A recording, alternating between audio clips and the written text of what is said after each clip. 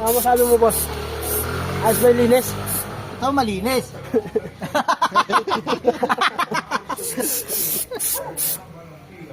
Sobrang linis.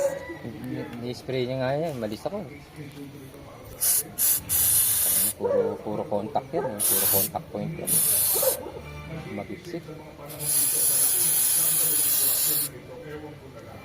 Wala nga mga solid. Meron niya yun, nasunog yung isa yun. Putok ka. Baka dati ka. Ay hindi, kalawang yan.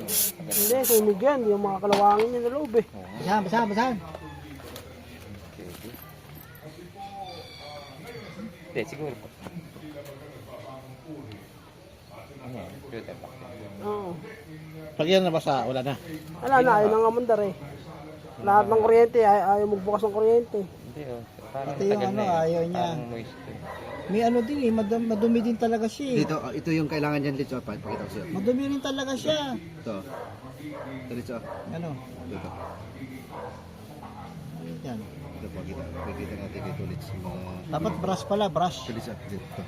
Ito. Oo, butang ina, may ganun pa. Ito. Nakikita yun. Ano mangyayari dyan? Kaya.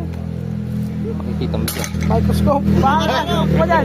Hoy, kumuha ka ng ano, brush dyan, brush, Kasi kung brush. saan ka may sunog dyan, ayun makikita yan oh. Ayun oh. Ni-repair na nga, ni-repair na. Ah, i-repair na. Ito to, ayun oh. Ayun, ayun o. Oo. Ayan oh, ni-repair oh.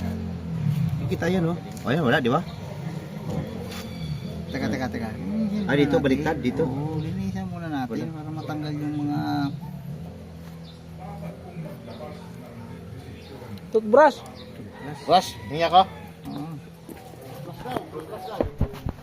Ito yung sinasabi mo oh. Ba? Dami ano, dumi. Dami magmag. Yung malagkit. Tignan mo ulit dito.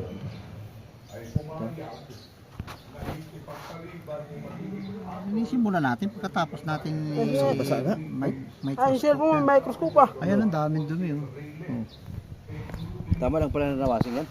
May dumi. Napaganda pa. Napaganda yung washing. Gagawin natin yan, papanda rin ang nakaganyan. Testingin natin, no? Nagmula. Nakawa niya. Na,